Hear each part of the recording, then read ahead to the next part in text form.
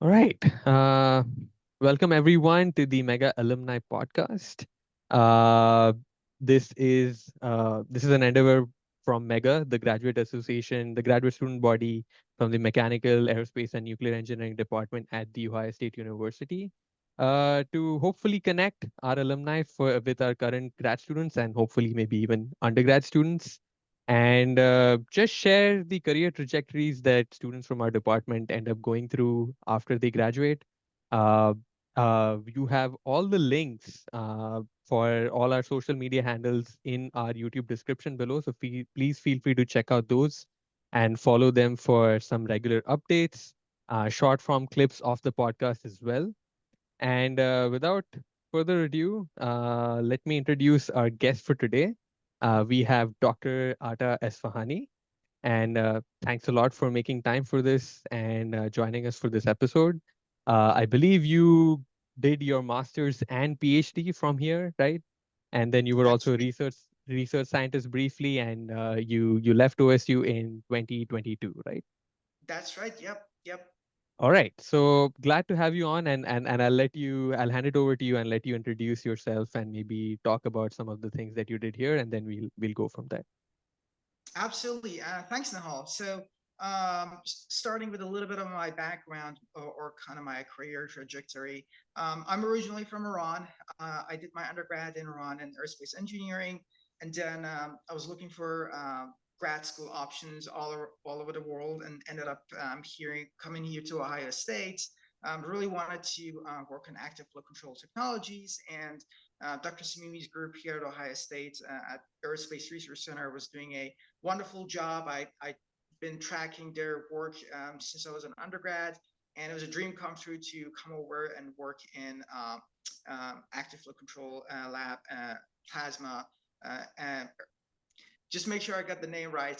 The Turbulence Research Laboratory, if I remember the name correctly, at Aerospace Research Center with Dr. Samimi.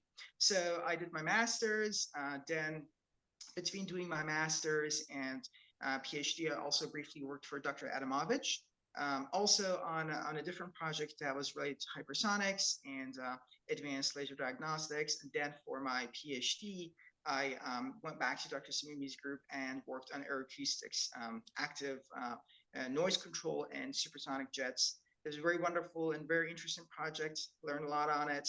And when I graduated, I was like probably a lot of you guys that are listening to this podcast faced with the dilemma of either staying in academia or going to industry. But I ended up going to industry, and I'm very glad that I made that choice. And so the first job that I got coming out of grad school was as a propulsion engineer. I worked for Virgin Galactic for about a year, when I was working on air breathing engines and APU on Virgin Galactic's White Knight 2. This is a very interesting project. So if everything that we do in a grad school is completely in the R&D side of things, this job took me to the extreme end, the opposite end of the spectrum, which is the operational things, the day-to-day operations, how to keep a new experimental platform going in terms of engine, and got involved in flight test. I had a passion for flight test. I was briefly involved in that when I was an undergrad in Iran, and like through the work that I did in Virgin Galactic, I realized I wanted to move into flight test. So I was very um, fortunate to meet some wonderful individuals that mentored me and helped me get connected with the flight test organization in Gulfstream. And through those connections that I had, I landed up a job as a flight test engineer in Gulfstream. So now currently I'm a flight test engineer in aerodynamics and performance group in Gulfstream, and part of the job, I'm not going to go into the details. We can talk more about it, but part of the job is just planning aerodynamic certification tests on new experimental aircraft, which is a wonderful and amazing job. I get to use the past experiences and what I learned in grad school, and also some of the operational experience that I brought for Virgin Galactic. So very interesting job, and happy to answer any more questions that you have in Hall. Got it. Yeah. That sounds like a yeah that sounds like a very interesting research trajectory that you had at OSU, and then finally going on to the industry side. And as you kind of briefly pointed out, that struggle that a lot of PhD students are probably thinking about in terms of academia versus research. Hmm. I had a few questions for you because on that note, because I think you had a brief break as a research scientist after your master's, and then you did your PhD, and then you went to industry. So I was wondering if you had that doubt kind of come in like twice, and then that's why you went first tried to maybe look at a research scientist role, and then maybe you thought academia was more your thing, and so you pursued a PhD, or was it always more on this research project looks really interesting, so let me look at it? And then is that how you made the decisions from one role to the other? Okay, so if I understood your question correctly, you were kind of asking the whole about what was the genesis of my idea to transition to industry in a Kind way. of, yeah, yeah, yeah, yeah. Uh, And if you have had that question arise like at multiple points while right. you were at OSU, yeah. Right. That's a really good question, Nahal. I would say I started thinking about transitioning into industry when I was even in my master's, even Okay. before finishing my master's, because I really enjoyed the research that I was doing.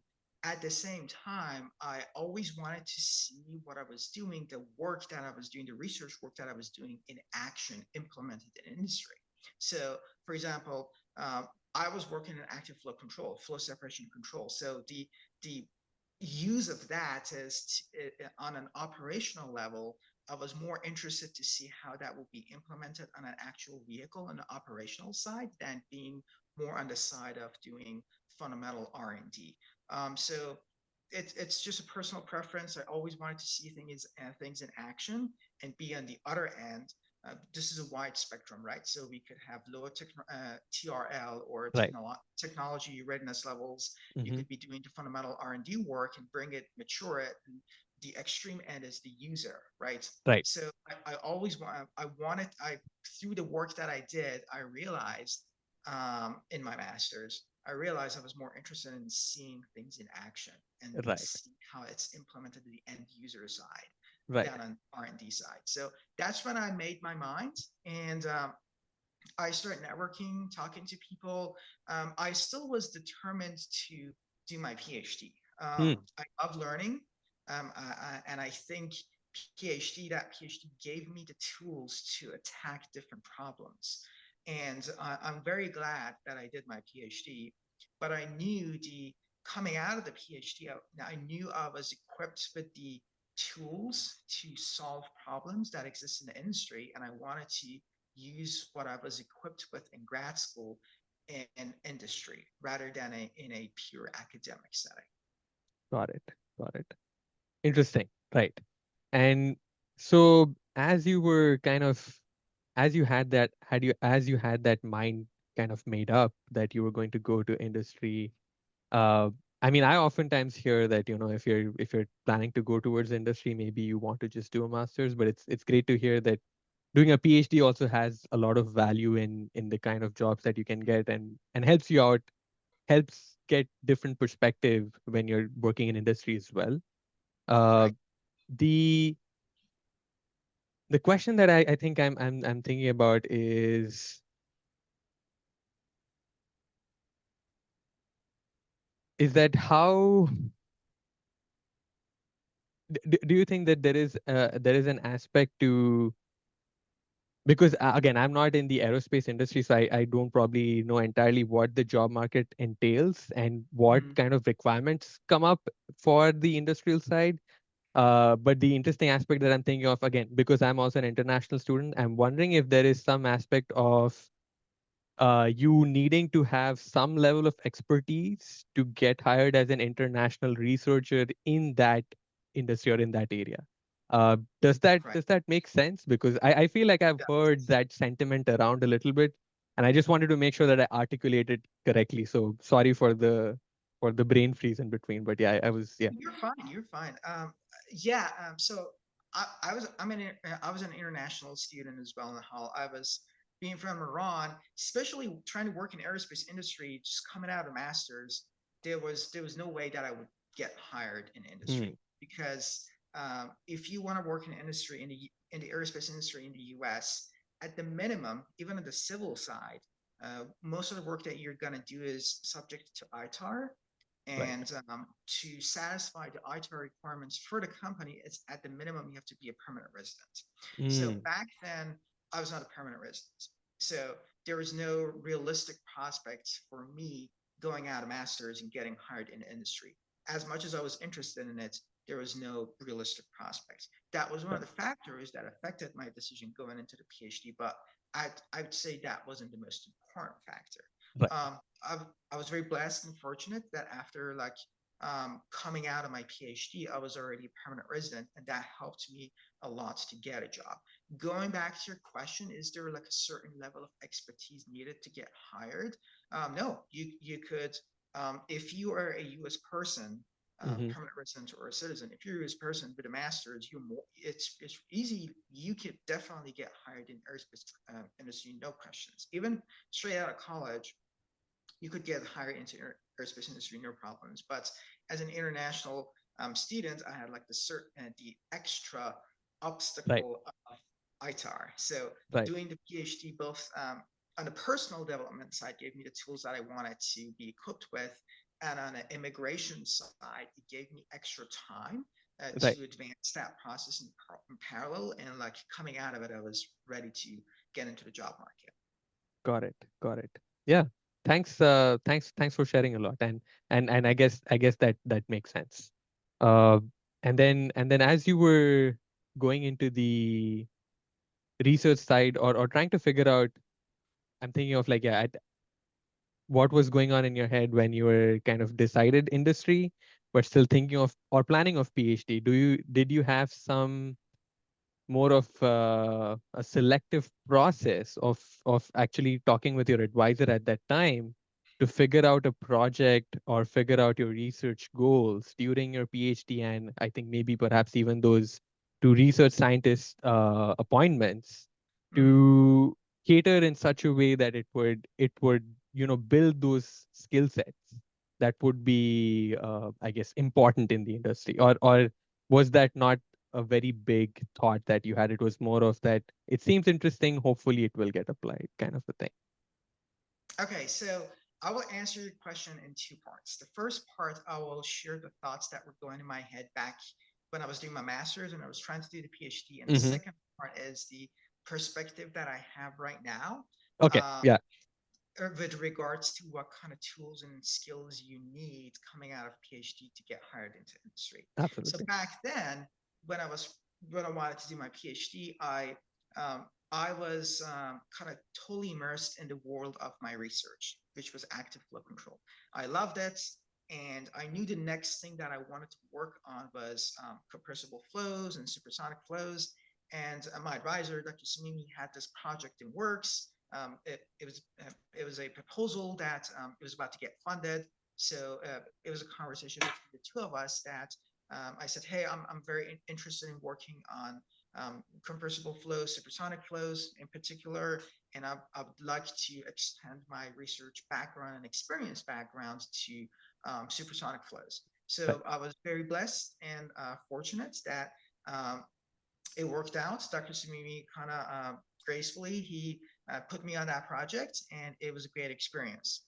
And I went through the PhD program. So those were the thought. I really didn't was not thinking about how like this research could equip me and give me the Mhm. tools to get hired in the industry. To be honest, that wasn't really the thought that was going in my mind back then. But the second part is the perspective that I have right now. Right. And I would say what we do in grad school, it's my own personal perspective, by the way, um, and I could be wrong. Others might disagree, but I think what we do in grad school, the details really don't matter. Mhm. Like whether I use this particular technique or whether I learn to use this particular device, it's not really when you go to industry, the chances of you working on that is really low. The chances of you working on anything that's exactly like your research in the industry, you might end up doing that or you might not. What Right. really matters is the tools and the Mm-hmm. processes that to learn to how to generate new knowledge, to learn how to tackle problems, to learn on to learn to how to learn something new in a really short span of time and have a good understanding of it. It doesn't matter what the exact problem is that you work on. So Right. as if a PhD done right, doesn't matter if I'm aerospace as an aerospace PhD, I should be able to. It's a it's just an example. I should be able to look at 17th century French literature, Right. right? If somebody gives me the problem, I should be able to solve that problem because I have been equipped with the tools. And that's what industry really matters. Industry wants problem solvers. To be honest, nobody really cares that you're a PhD. What they care is that you could solve problems in time. And when they give you a problem, you can come back with a solution, understand the problem, and come back with a solution. That's the most important skill to take away from a PhD and from grad school. Whether you're Right. a master's or a PhD, I think that's the most skill. And I think a lot of you guys that are listening to this podcast are doing a fantastic job in it. Don't think that what you're doing is not relevant to industry. The day-to-day grind of setting up an experiment, trying to figure out, analyze data, all of this is you are flexing and exercising that muscle to Right. learn how to solve problems. And that's invaluable in industry. Right. Right. Yeah, thank you for sharing a lot. And I think I feel like I've heard a similar sentiment with the other podcast guests that I've also had on before. It's really all the things that you kind of learn along the journey of just being a grad student, is Mm-hmm. that whatever you learn in that process is what's really important, rather than like really, you know, pigeonholing yourself into that this research, I need to have this kind of a project to get this kind of a job. Yeah. And I feel like I want to get that word also out there as much as possible, because I know a lot of, especially I think a lot of newer grad students, when you're just trying to find an advisor, trying to find your research project, uh like you get so laser focused on like I need to do this kind of work to be able to do this kind of work Yeah. later on. But there's flexibility there. You want to just try to do good work, whatever it might be, but Mm-hmm. learn all the skills that you kind of do along the way. So Exactly. that's Exactly. that's great to hear. So I thought that now maybe we could even discuss a little bit about the kind of skill sets that you do think are really valuable from grad school that you got, like different coursework, specific parts of the projects that you did. Maybe you can discuss a little more on specific things you did in your research during your master's and during your PhD that you feel have really helped uh, define a lot of the skill sets and the way you think, that is really benefiting you in your current job. Okay, so in terms of skill sets and tools, I would start the first one that I already talked about is problem solving. And to be more specific, how to attack a problem in a systematic way. So, say, let me give you a grad school equivalence that many of you guys would relate to. You start a new project, you know nothing about that new project. You systematically go through literature, do a literature survey, look at the techniques and methods and me being an experimentalist, experimental techniques that are used to attack and study that particular problem. You you gather all the data in an organized fashion, and then that's your starting point for your project. That was a very valuable skill that I'm even to this day I keep using the same skill repeatedly to attack new problems that I know nothing about. So I think that's very valuable. Being literature review, being able to do a good literature survey or literature review, or being able to find the resources that you need for your work, regardless of where those resources are. I think it was an invaluable skill that grad school taught me. So that was one thing. The other thing that I guess a lot of you guys are already good at it is programming, specifically MATLAB. So um, I mean, there isn't a problem today in engineering that um, you probably cannot be solved with coding. So coding is an absolutely invaluable skill. Matter of fact, I wish I was better at it even today. And because it's been used a lot in my work, and I highly encourage you to get better at it. Specifically, the skill that I used in my time in grad school. I was an experimentalist. I was running experiments, taking data from multiple sensors, large sets of data that's sampled at high frequencies. So being able to take that data, manipulate it, process it, and present it in terms of a nice graph, or present it in a fashion that's understandable to the audience that you're trying to communicate it to. That's an invaluable skill, and if I highly encourage anyone that's listening to this podcast get better at it. Data, how to present your data, how to present your data in a fashion that's easy to understand. So MATLAB programming is definitely a valuable skill. The other one, Nahal, that I would say is very useful is managing your time. It's not a particular technique, it's not a code, it's not a programming language, but it's figure out a way to manage your time, because in grad school, most of us, we work on one big project or maybe one side project, right? You might relate to that, the audience might relate to that. But in industry, the priorities shift really fast. So Mm. today, the manager comes and says, you got to work on this project. Next day, something happens and you got to jump in another project, and you have to shuffle sometimes 3, 4 different projects at the same time. So mastering the skill to manage my time, it took me a long time personally.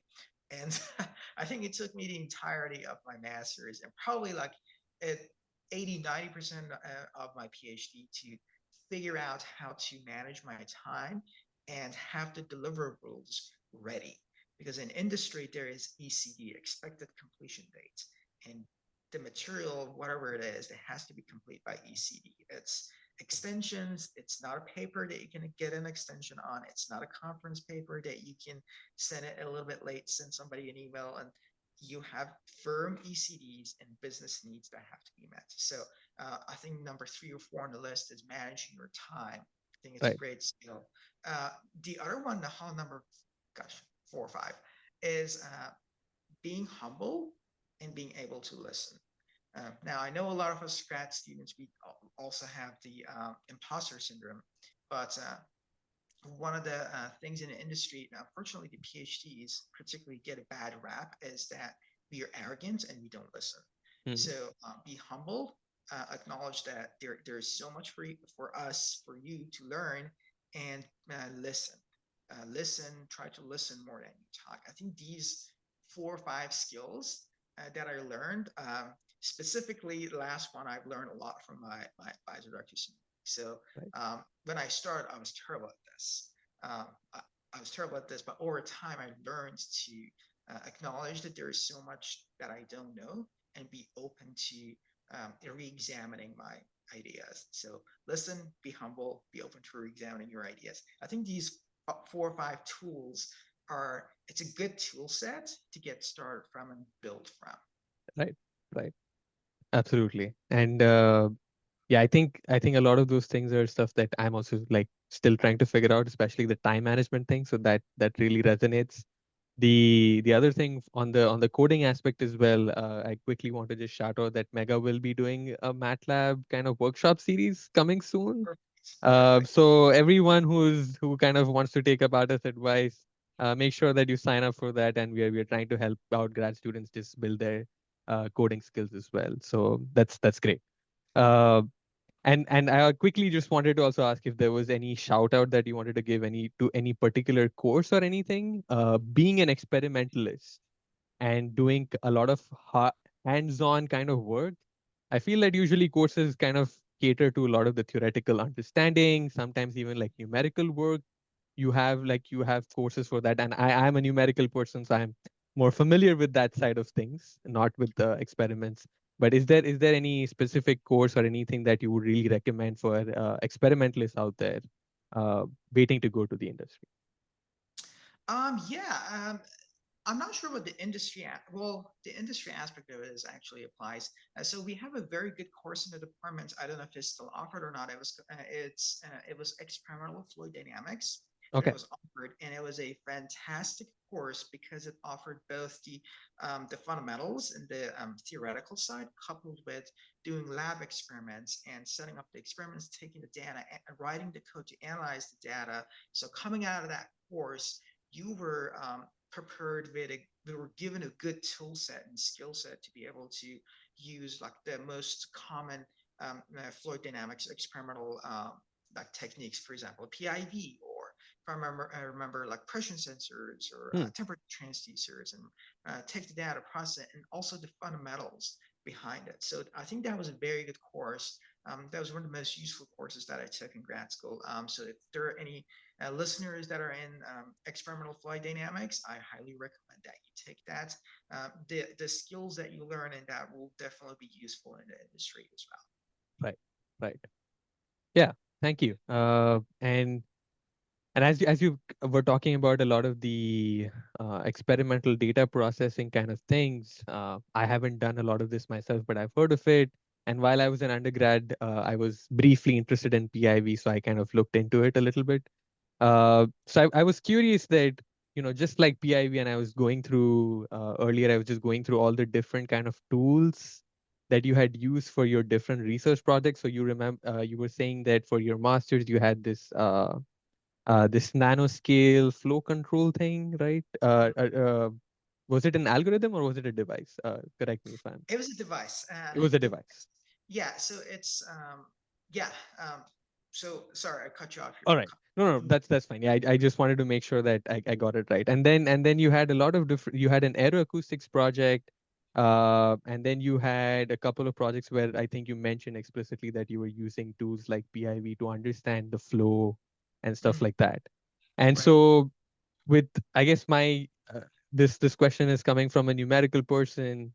When you use all of these different kind of experimental tools, and then you're learning how to process them, learning how to understand the bottlenecks of what your device is doing, and kind of just figuring out, the right way of doing the experiment, and getting the right data for you to justify your design, and things like that, which is what I'm guessing is really important when you're in the industrial side of things, because you want to make things happen. You're operating at that high TRL level.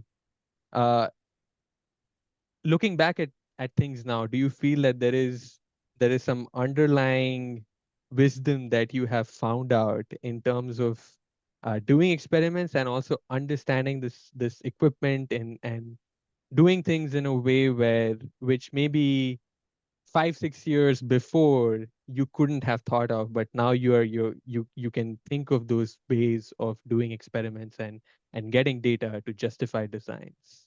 I think this might be a kind of a deep question, so sorry for like kind of going in really deep, but if you had something in mind, I was just curious. Yeah, I think that's a great question, Nihal. So the deep wisdom that I might share is that always keep in mind that there are different ways of attacking this a problem that everybody thinks is well-known problem. So let's talk about PIV. Right. Um, um, it's very well accepted, and I'd say it's very common that when you are looking at the flow, for example, over an airfoil, you just slice the airfoil that you have, and it's assumed a 2D infinite wing with a laser sheet in the middle of the wing, and you look at the flow field at that laser sheet, and you assume that flow field to be representative of the entire flow field of this supposedly 2D infinite wing. Um, During the research that I was doing, I got to a point that um, I started to think that maybe the data that I'm getting from this one particular location with the PIV technique that I was doing is not giving me the full picture. This famous parable of just blind people feeling different parts of the elephant, and everybody describing the elephant in the way that they touch it. So I was just feeling out that particular part of the elephant, that I was not seeing the entire picture. So I started thinking about, okay, what is a different flow diagnostic technique that I can use to interrogate and investigate the flow fields to get a better picture of it? So I went from a 2D two component PIV to um, 2D three component PIV, which is called Hmm. stereo PIV. And I implemented that, and we got fantastic data, and we found out that the flow field is actually three-dimensional. It has like three-dimensional features in it, and it's not entirely a two-dimensional flow field as we had assumed at the beginning. So um, I think the wisdom is you could always use new techniques to look at the same old problem of, for example, an airfoil and wind tunnel, Right. or in my PhD, when I was looking at the jets, we'd used high-speed Schlieren a lot in our laboratory in the past, but we hadn't used POD, Hmm. to proper orthogonal decomposition, Right. to look at like energies contained in different modes, and specifically spectral proper Right. orthogonal decomposition. So there could always be new techniques, new methods that you can apply to a problem that's well studied, maybe for decades, 40, 50 years, and learn something new. And I think that's the wisdom that I took away. And actually, this is kind of funny. I'm trying to apply the same thing in the work as a flight test engineer that I'm doing right now. I'm trying to introduce new techniques, a PSP technique on an actual aircraft in flight and flight test. So and everybody keeps asking, well, we know the answer. This is how we've always done it. Why do we Right. need a new technique?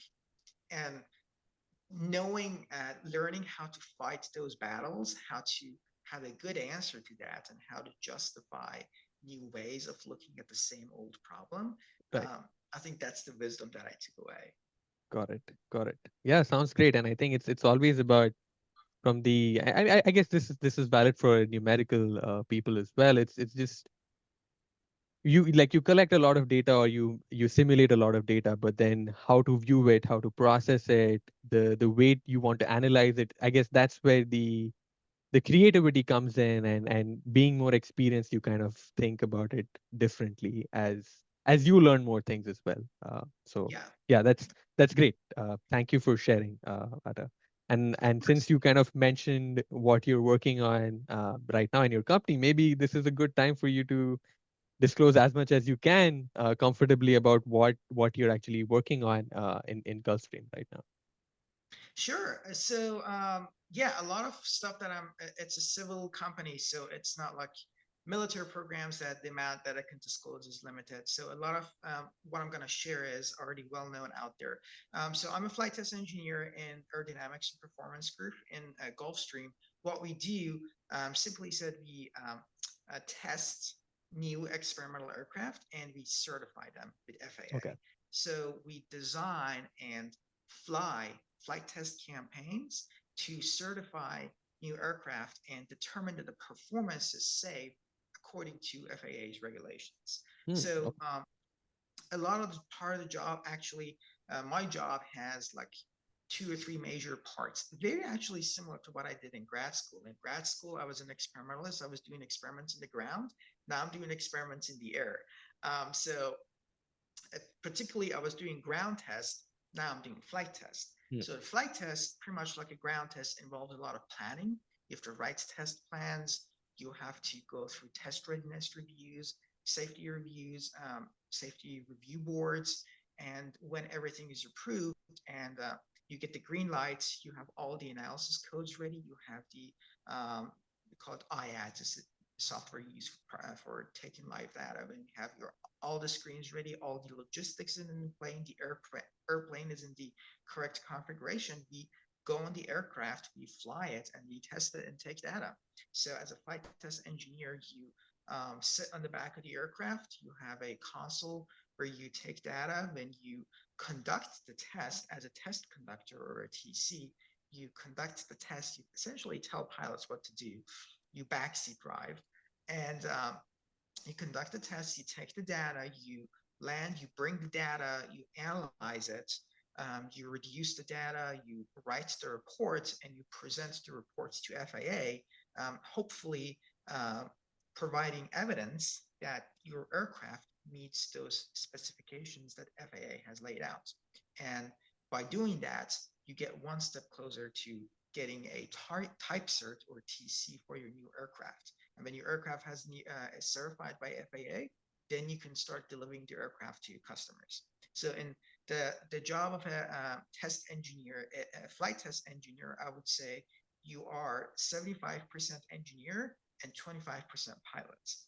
So you're part of a crew, you're part of a flight crew, and having a flight background is it's actually very beneficial. That's why Gulfstream paid for me to get my private pilot license, Oh, okay.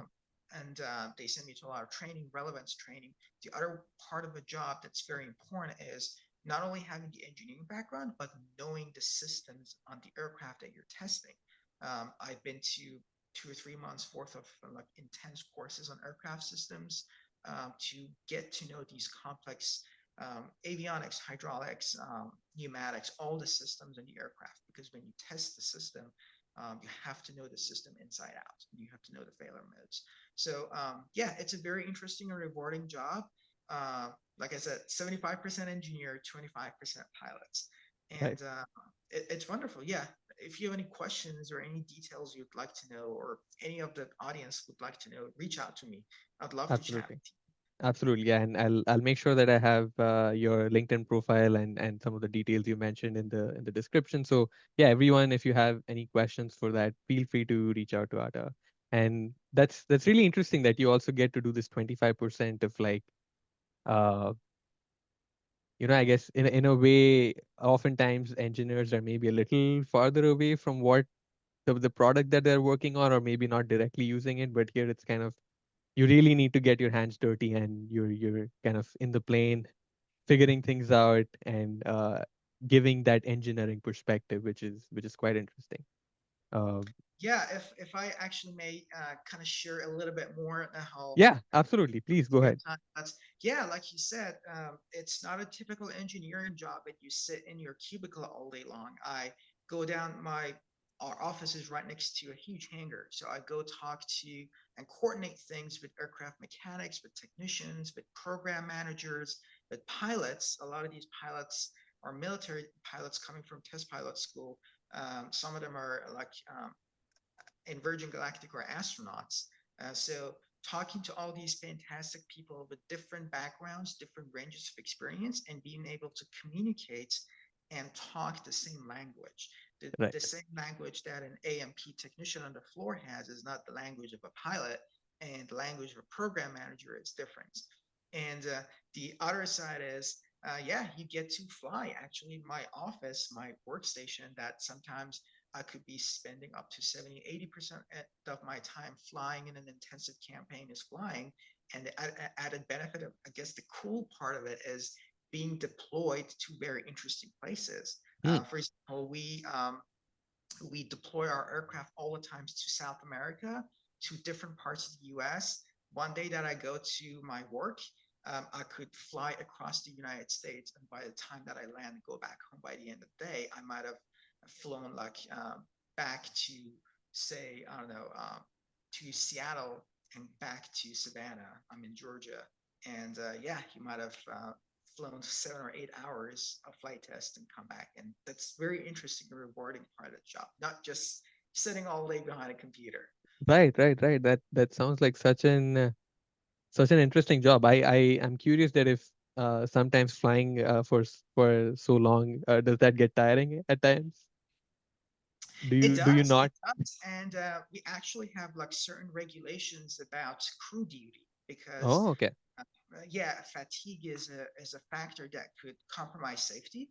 So, Right. for example, for elevated risk tests that we do, the crew duty is limited to 10 hours a day, and you cannot work more than 5 consecutive days. You have to take a break. So it is Interesting. tiring, especially for somebody that's new to the field. Myself, I'm still learning. It is tiring, but it's also very rewarding. But yes, Right. you do get tired, absolutely hammered sometimes by the time that you get home. Right. Right. All right. And I remember earlier in the podcast, the you were kind of mentioning about while you were at Virgin Galactic, you kind of you understood that this was kind of the path that you wanted to take forward. So Mm. I was interested as to what kind of work you were doing at Virgin Galactic. Like, did you already get a bit of a taste of what you're doing right now in Gulfstream, or and is that how you found out that Gulfstream would be a nice next step, or was it you just seeing someone was doing this job and you thought that I would want to try that kind of a thing? Actually, it's the first part. I actually was doing the job of a flight test engineer. Okay, The title wasn't flight test engineer. My title was a propulsion engineer. But what I right. was doing, I was in the control room. So I I was in a see. control room monitoring all the engine parameters during flight tests, and then taking care of the engines, analyzing engine data after flight tests, and if any issues came up, communicating with engine manufacturer and mechanics. So it was very much the job in Gulfstream. We call it uh, a propulsion and mixed system flight test engineer. But in Virgin Galactic, I was just a flight test engineer. But what I was doing was job of a flight test engineer. So in Virgin Galactic, you can't fly on board. You sit in Hmm. a control room and you monitor the parameters and you monitor the safety of flights.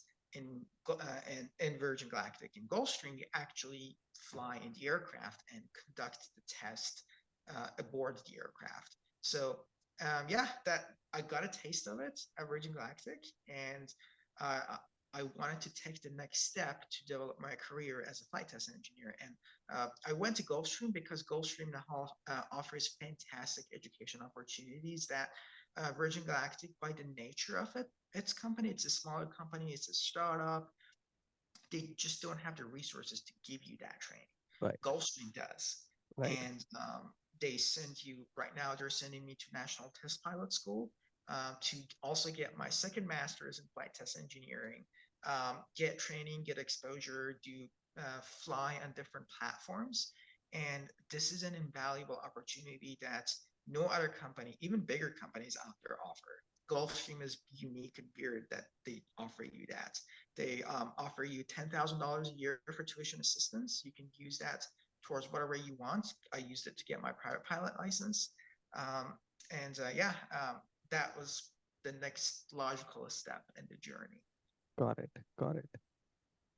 All right. So now that we have like some idea of as to how you made up your decision about this role, the other curious question that I had, that other thing that I'm curious about, is that when you're doing these kind of tests and you're especially in the scenario where you're in the plane itself, I'm curious as to what kind of things are you monitoring at that point? Are there already regulations and standards set up for things that you're measuring at that point, or are there also new regulations and standards that maybe you are helping formulate as you're doing these tests as an engineer? So, yeah, just curious as to is it more of just like a check mark that it meets these current criterias, or is there also some aspect of it of coming up with maybe better criterias or other things that need to be incorporated into the standards that I suppose these air flights and companies need to adhere to?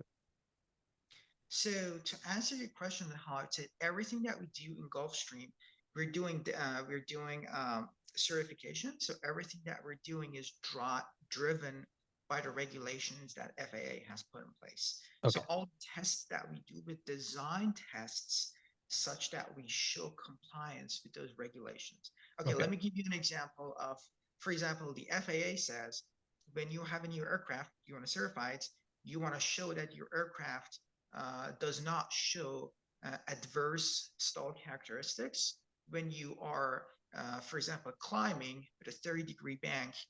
The aircraft shall remain free of undesirable stall characteristics. Mm.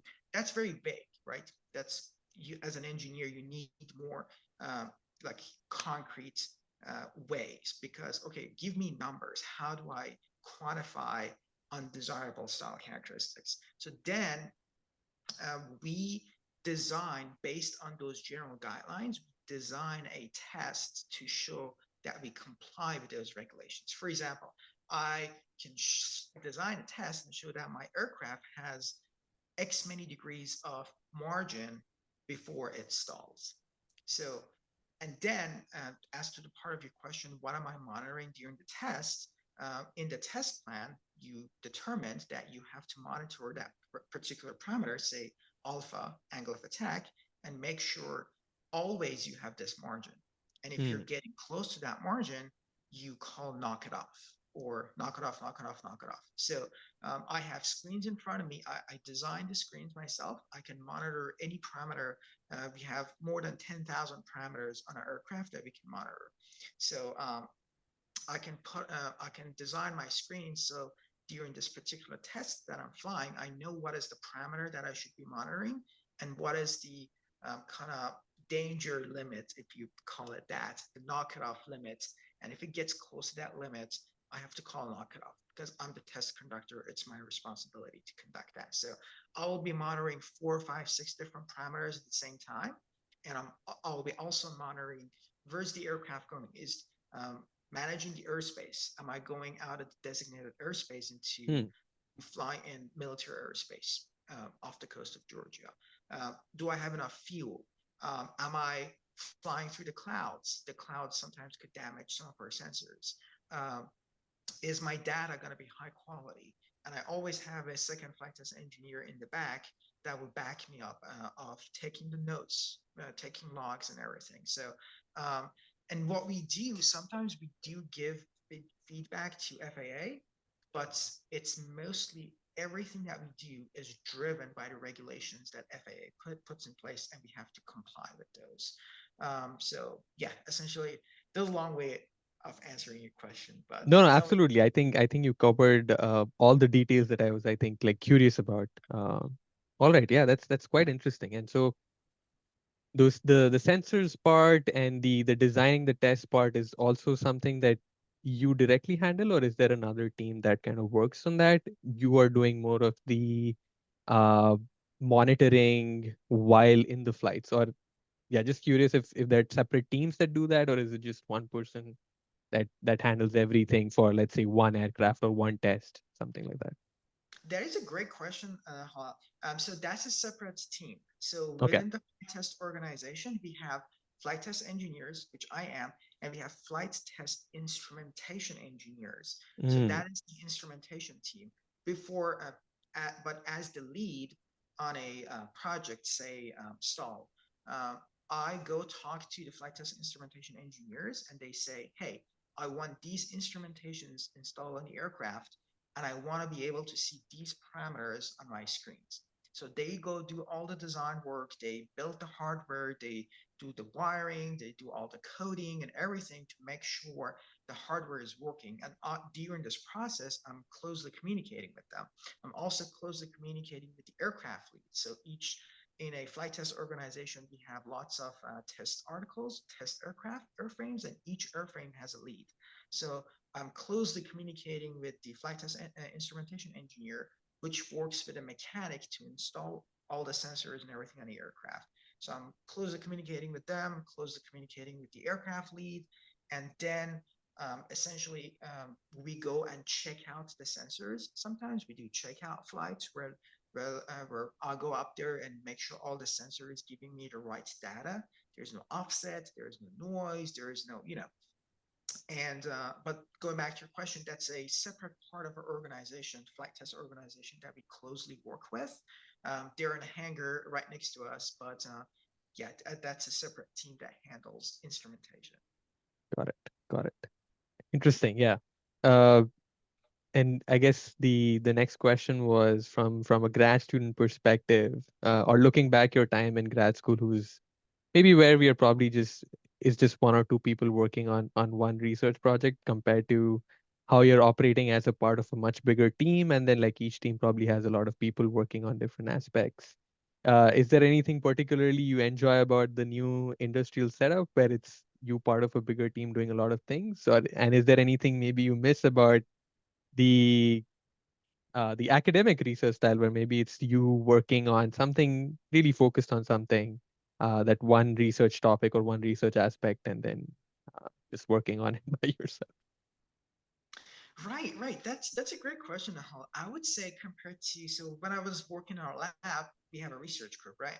The number of people in the research group kind of varies depending on the funding and everything, Right. but there were one or two other students that were I was closely working with. And I was also working with a technician that we had to run the facilities and everything. So the team that I was interacting with, and of course I was interacting with my advisor and our the research scientist, Dr. Webb, fantastic guy in our group that I learned a lot from.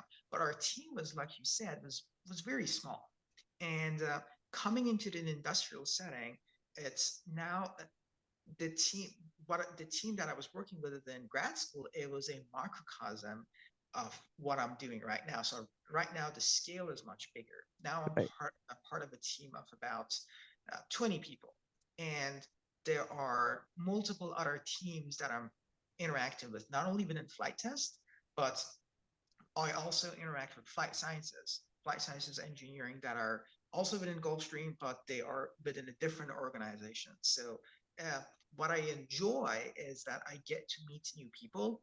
This last Friday, I went and explored an entirely new part of company that I hadn't seen before. I went to the labs, met some new people. I had a question, so I got into my car, drove for 10 minutes to the other building in a company, and just met some new people that showed me something I had a question about. So meeting new people and working with people, I think this is the part of a job that I enjoy as much as like working in a smaller team. Somebody I heard once say, you don't solve um, problems, you always work with humans to solve problems. And that's the part of the job that I really enjoy. Meeting new people, and every person that I meet has like 20 years of experience, 30 years of experience, fighter pilots, extremely accomplished engineer. There is so much that you can learn from them. And Right. that's one of the things I really appreciate. Right. Right. Makes sense. And I'm also trying to just keep track of time in the on the side. So I know that I need to let you off soon. Before I let you off, I guess there's one question that I had before my like usual final question that I asked. I was interested personally in, so as a research scientist here for the aeroacoustics project that you were working on, I see that you Mm. had implemented some advanced diagnostics and IR thermography to study like the heat transfer in a heat jet exhaust. So this was something I was personally interested in because I'm also trying to simulate combustion simulation, like combustion environments, maybe jet engines in my research at some point. And I was interested from the experimental side when you do these thermographies and when you collect all of this data, uh, what are you kind of left with, and what kind of analysis is possible with some of that experimental data that you collect, if there's something you can share about that. Sure. So to the extent that I can talk about, and that was kind of a limited part of work, but essentially using IR cameras and IR thermography, you get matrices of temperature distribution, right? So you can manipulate those matrices temperature distribution to look at the processes. What I was interested in my jets was when I apply flow control to the jets, Mm-hmm.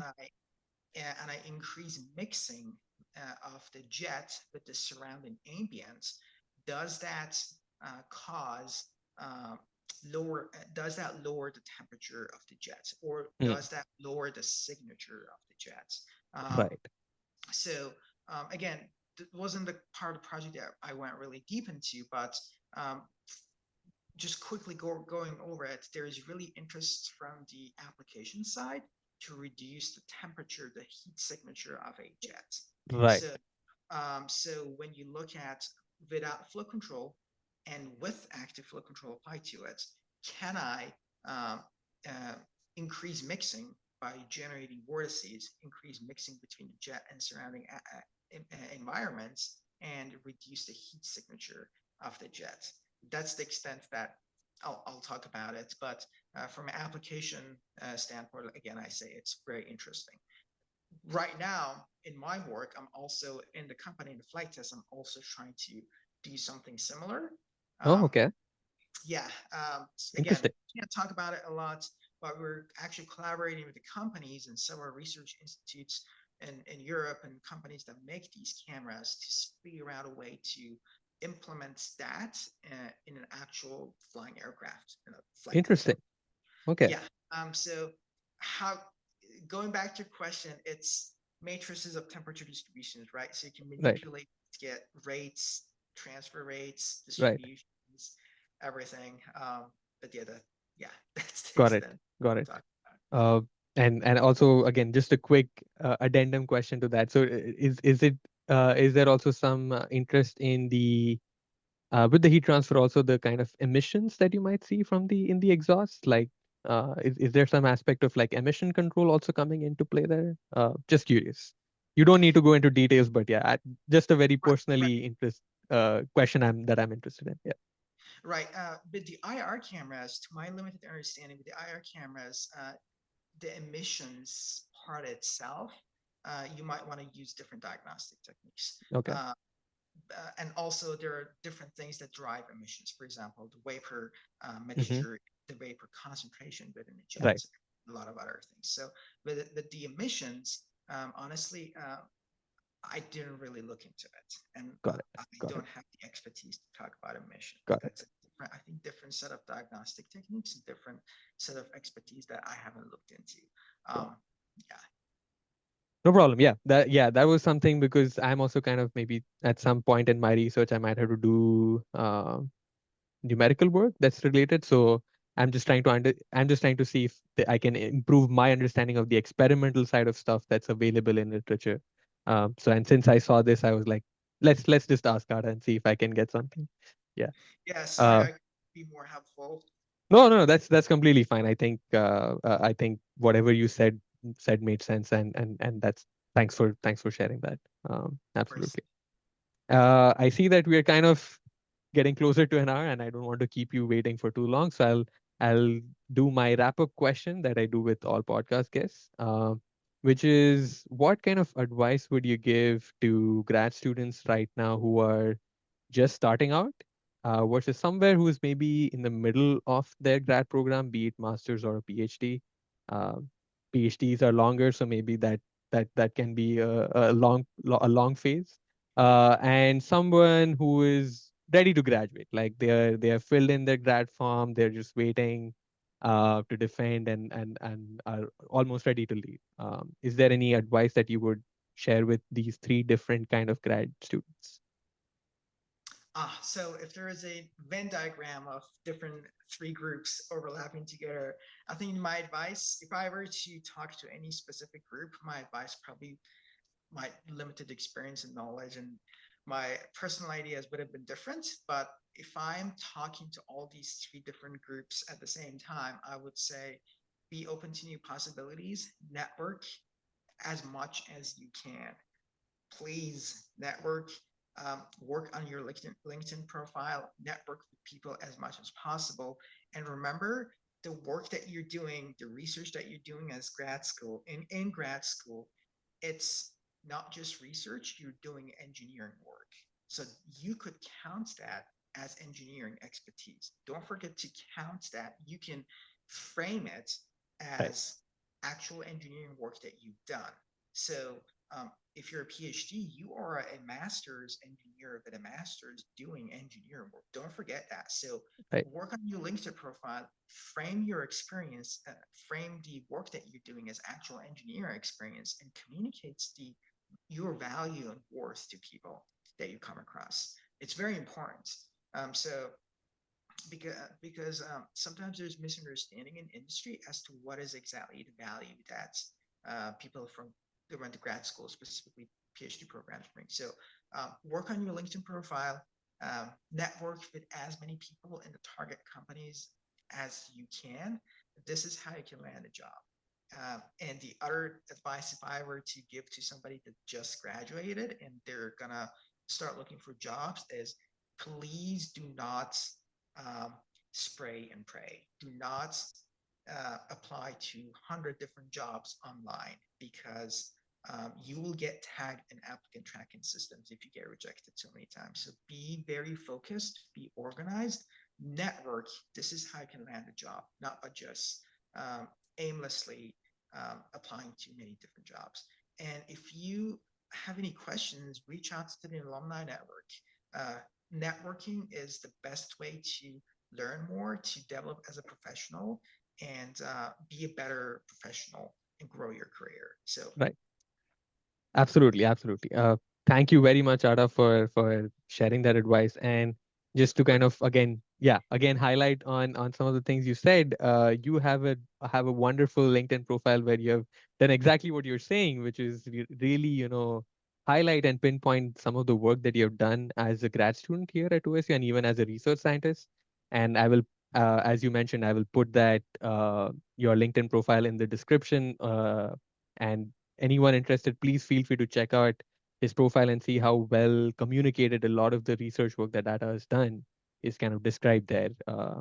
And I will also go ahead and link in the Mega alumni group. We have a group to connect all of our alumni, so please feel free to join that. Look for alumni from our department who are working in areas that you're interested in. uh, we are hoping to just do as much engagement we can with our alums to just help out our current students who are trying to figure things out about their career. So thank you for sharing all of that. And is there anything else that you would like to share? Yeah, like I said now, the company I'm working at is constantly looking for new people. If any of you guys that listening to this podcast are passionate about aviation and would love to like join the company that I'm working for, reach out to me. Please share my email address. There's Hmm. my LinkedIn profile. Send me a note. Drop me a line. Reach out to me. I would love to help you get more of OSU grads into where we are actively looking for people. And I'm sure all of you guys bring a lot of talents and like new ideas to the table, and you have so much to offer. So I'd love to hear from you. Reach out to me, and yeah. Absolutely. I'll go ahead and put all those links in the description for all of our listeners. And I think I'll also highlight the career website for Gulfstream as you mentioned. So if you want to check out whatever opportunities are open there, please go ahead. And thank you again, once again, Ada, for sparing so much of your time and sharing all of your stories and your interesting career trajectory at OSU and even after that. Uh, Of Thank course, you. it was a pleasure chatting with you now. Yeah, Yeah. you have a wonderful day. Good luck on your journey. Thank And you. yeah, would love to keep in touch and hear more from you, man. Take care. Absolutely. Yeah, you too.